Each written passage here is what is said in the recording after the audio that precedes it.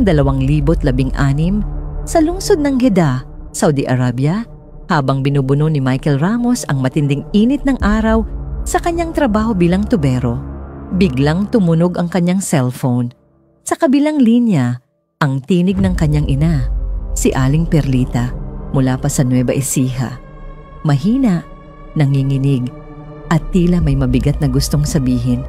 Ayon sa kanya, may kakaibang napapansin siya sa kilos ng asawa ni Michael, si Rachel, at ng ama nitong si Mang Ignacio. Mga bulong-bulungan sa baryo, mga mata na nakasaksi. Isang gabi raw, nahuli mismo ni Aling Perlita ang dalawa.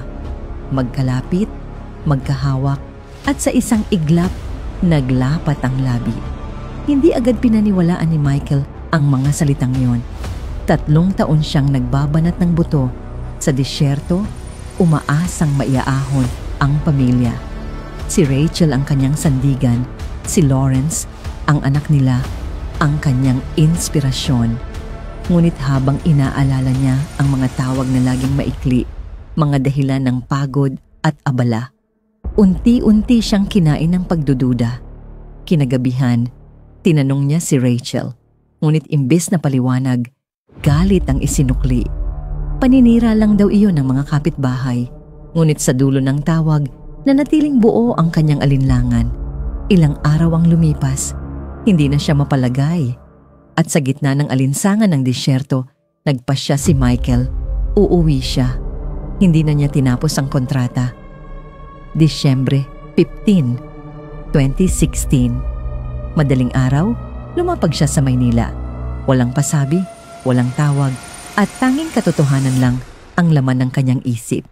Mula Maynila, bumiyahe siya patungong Nueva Ecija. 3 oras na tahimik na biyahe. Pagsapit sa bahay, sinalubong siya ng katahimikan. Si Lawrence, mahimbing na natutulog. Ngunit si Rachel, wala. Dumating ang kanyang ina, luhaan. At sa simpleng pag-iling nito, alam na ni Michael ang lahat. Sinabi ni Perlita, tuwing umaga, si Rachel ay madalas na nasa bukid, doon kung saan nagbabantay si Mang Ignacio. At gabi-gabi, hindi na rin umuuwi ang ama. Sa pagitan ng galit at takot, napagpasyahan ni Michael na sundan sila. Sa gitna ng hamog, tinahak niya ang daan patungo sa lumang kubo ng kanyang ama. At sa maliit na siwang ng pinto, bumagsak ang kanyang mundo. Ang kanyang ama at asawa, magkasama sa ilalim ng manipis na kumot. Nanginig si Michael. Tinadyakan ng pinto at sa gitna ng gulat at sigawan, humarap siya sa katotohanang hindi matatakasan. Ang ama niyang iginagalang at ang asawang kanyang minahal, kapwa nagkasala. Ngunit sa halip na humingi ng tawad, binato pa siya ng mga salitang parang punyal. Wala kang karapatang magalit, ani ng ama. At ikaw ang umalis, dagdag pa ni Rachel. Kung hindi mo kami iniwan, hindi ito mangyayari.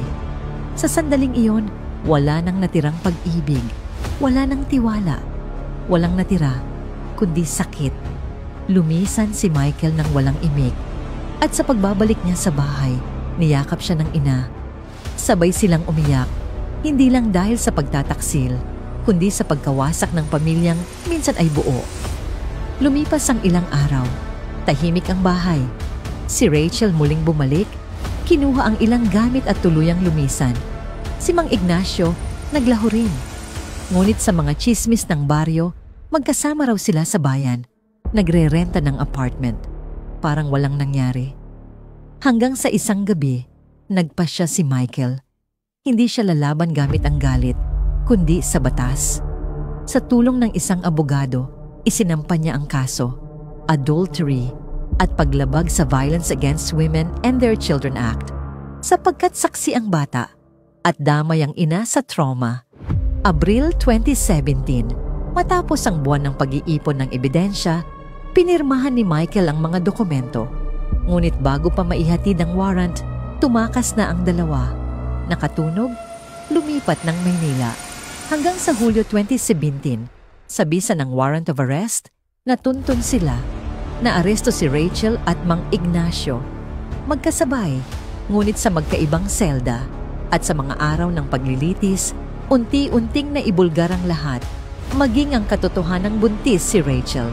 At si Ignacio, walang itinanggi. Pagdating ng hatol, nakaupo si Michael sa likod ng silid, tahimik, habang binabasa ng hukom, guilty beyond reasonable doubt. 10 taon ang hatol kay Rachel, 12 kay Mang Ignacio, dahil sa karagdagang kasong moral corruption. Tumulo ang luha ni Rachel, ngunit wala nang salitang makapapawi sa sugat ni Michael.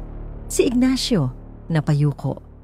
Wala nang dignidad ang dating haligi ng tahanan. 1 taon matapos ang hatol, tahimik na namuhay si Michael kasama si Lawrence at si Aling Perlita. Unti-unting naghilom ang mga sugat, ngunit hindi kailanman nalimot. Isang araw, nakatanggap siya ng liham mula sa kulungan. Humihingi ng tawad si Mang Ignacio. Hindi siya sumagot. Inilagay lang niya ito sa kahon ng mga lumang larawan. Mga alaala ng pamilyang minsang buo. Ngayon ay alaala na lang ng kasalanan. At sa huli, ang kanyang kwento ay nanatiling salamin ng libu-libong OFW na umaasang mabubuo ang pamilya sa kabila ng distansya. Ngunit sa ilang pagkakataon, sa paglayo nila, doon din sila tuluyang nawawasak. Ang katapatan minsan, hindi nasusukat sa layo ng distansya, kundi sa tibay ng paninindigan. At ang hustisya, bagaman mabagal, kailanman ay hindi natutulog.